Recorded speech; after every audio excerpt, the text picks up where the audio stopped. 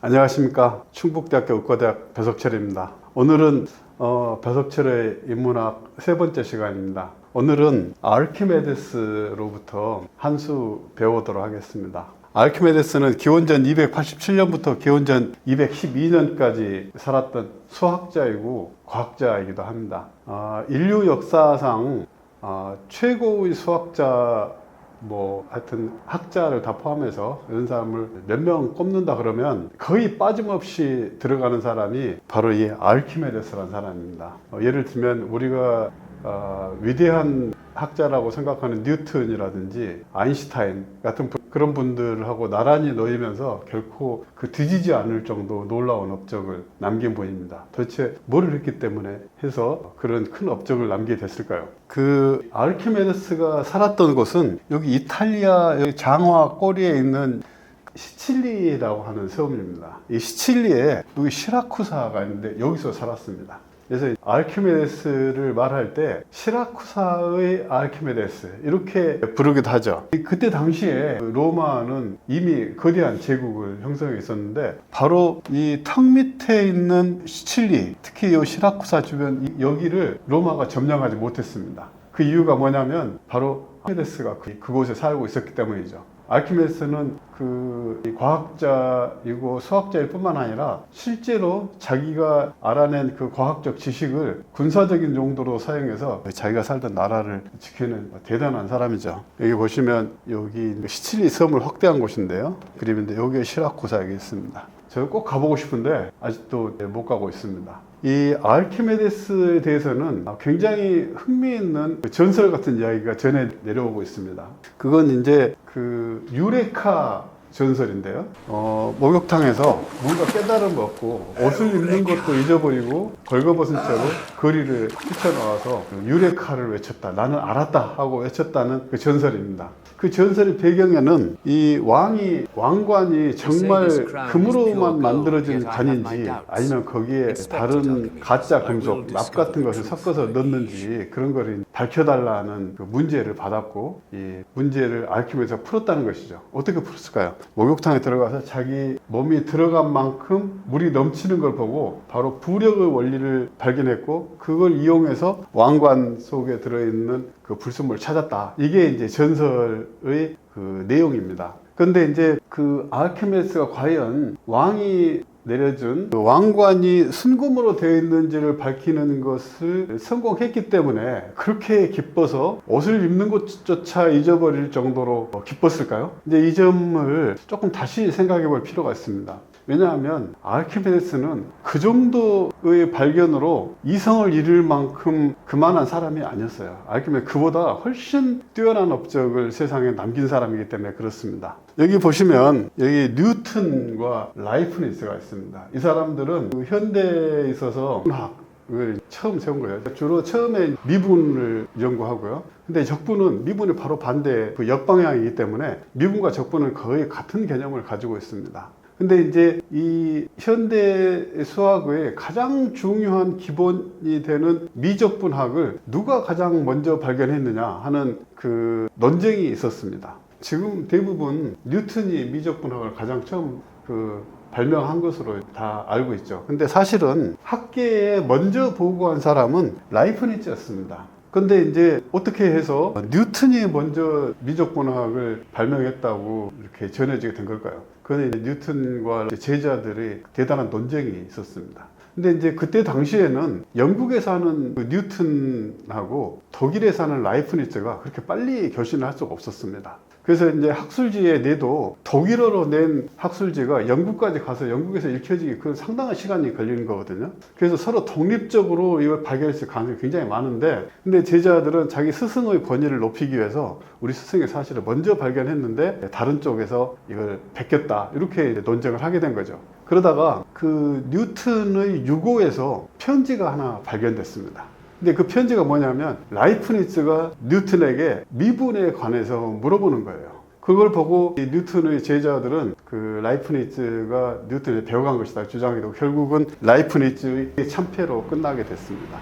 근데 이제 나중에 밝혀진 사실은 그 뉴턴이 가지고 있던 편지 중에 제자들이 공개하지 않은 편지들이 있었어요. 그 편지는 그 라이프니츠가 뉴턴에게 물어본 편지가 있는 것이 아니라 자기의 의견을 개진한 편지도 있었습니다. 그러니까 사실은 라이프니츠는 나는 이런 발견을 했는데 당신은 어떻게 생각하십니까? 하고 물어본 것인데 한쪽 편지만 보여주니까 마치 라이프니츠가 뉴턴에게서 미분학을 배운 것처럼 보인 거죠. 그래서 당시의 그런 논쟁은 그 편지들이 다 공개됨으로 해서 양쪽의 그 대가들이 독립적으로 미분학을 개발했다 하는 것이 인정돼서 최근에는 두 사람이 동점을 인정받고 있습니다. 근데 이제 더욱 후에, 더욱 최근이죠. 최근에 또 편지가 발견됐습니다. 그건 뭐였냐면 뉴턴도 딴 사람한테 배운 거예요. 그게 누군가 하면은 페르마라는 사람입니다. 그래서 뉴턴과 페르마가 주고받은 편지가 뒤늦게 발견된 거죠. 그러니까 이제 페르마가 사실은 진정한 미적분학의 원조였던 거죠. 근데 페르마는 한 번도 자기가 미적분학을 처음으로 개발했다는 말을 한 적이 없어요. 그러니까 오직 뉴턴하고 편지 속에만 그게 들어있었던 겁니다.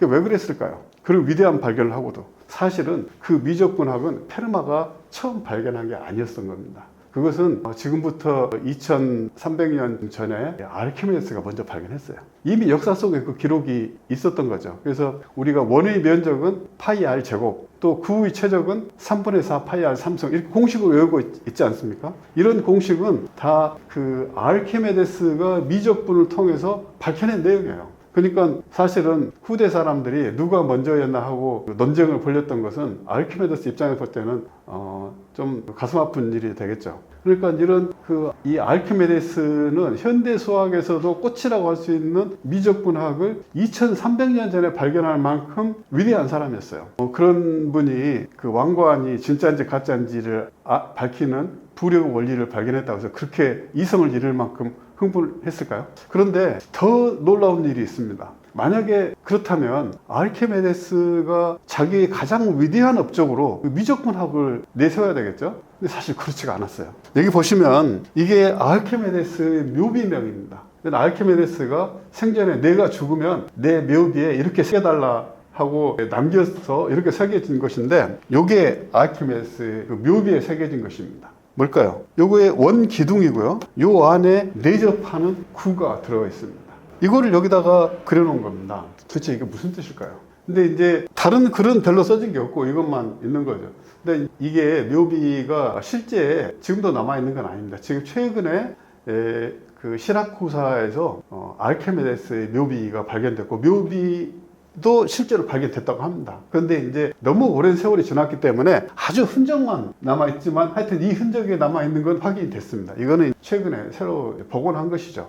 도대체 이 묘비 안에 어떤 의미가 담겨 있길래 그 위대한 수학자이자 과학자인 아르키메데스가 자기 묘비에 이걸 남겼을까요? 이 그림은 좀 더 알기 쉽게 표현한 것입니다. 이 원 기둥 안에 초록색의 원 기둥과 여기에 있는 분홍색의 그 원뿔을 이렇게 넣어놓은 건데요. 딱 안에 꼭 맞는 내접하는 그 입체입니다. 이게 원뿔이고 이게 구이고 이게 원 기둥입니다. 근데 이제 이 이런 것들의 부피를 구하는 것은 어떻게 구할 수 있는가 하면은 우리는 이미 다 이걸 구하는 공식을 다 알고 있습니다. 이거는 원 기둥은 밑넓이 곱하기 높이 하면 원 기둥의 부피가 나오죠. 밑넓이는 여기에 반지름이 r이니까 파이 r 제곱입니다. 그리고 높이는 여기 2배니까 2r. 그래서 파이 r 제곱과 2r 하면은 2 파이 r 3승. 이게 그 원 기둥의 부피가 되는 거죠. 이 구는 어떨까요? 구의 최적은 반지름이 r인 구의 최적은 3분의 4 파이 r 3승. 다 공식으로 다 외우고 있는 겁니다. 이걸 모르는 사람 별로 없겠죠. 원뿔은 어떨까? 3분의 2 파이 r 3승을 이것도 공식으로 다 외우고 있습니다. 근데 이것을 어떻게 알았을까요? 이 공식을 누가 만들었을까요? 바로 아르키메데스가 만들었습니다. 이걸 하기 위해서 어마어마한 수학을 개발해서 미분과 적분을 통해서 결국 이거를 알아낸 거죠. 근데 이제 이걸 알아낸 것은 사실은 미적분 알아낸 건데 아르키메데스가 거기서 발견한 것은 그걸 뛰어넘는 더욱 중요한 것이었습니다. 뭘까요? 이미 여기 다 적혀 있습니다. 혹시 보이시는 분 계신가요? 제가 그거를 다시 정리해서 보여드리겠습니다. 여기에 이제 각각 원뿔과 구와 원기둥의 최적을 구한 건데, 이거 계산이 조금 분수가 들어있으니까 복잡하니까 전부 다 그 분모에 있는 3을 다 곱하면 이거는 2파이 r 3승, 이건 4파이 r 3승, 이것은 6파이 r 3승이 됩니다. 자, 이 다음에 여기 파이 r 3승이 다 같이 곱해져 있으니까 파이 r 3승을 다 나누면 어떻게 됩니까? 2, 4, 6이 되죠. 2, 4, 6은 다 2의 배수예요. 그래서 2로 나누면 어떻게 됩니까? 1, 2, 3이 되는 겁니다. 1대 2대 3. 여기 이 가슴속에 울림이 느껴오십니까? 이 1대 2대 3은 무슨 뜻이냐면은, 우리가 어렸을 때 산수를 배울 때 1 더하기 2는 3. 그렇죠? 1 더하기 2는 3. 아무것도 특별할 게 없습니다. 왜냐하면 이것은 우리가 약속한 것입니다. 1하고 2를 더하면 3이 된다. 그래서 그 값을 3으로 정한 것 뿐이기 때문에 이건 별 특별한 의미가 없는 것입니다.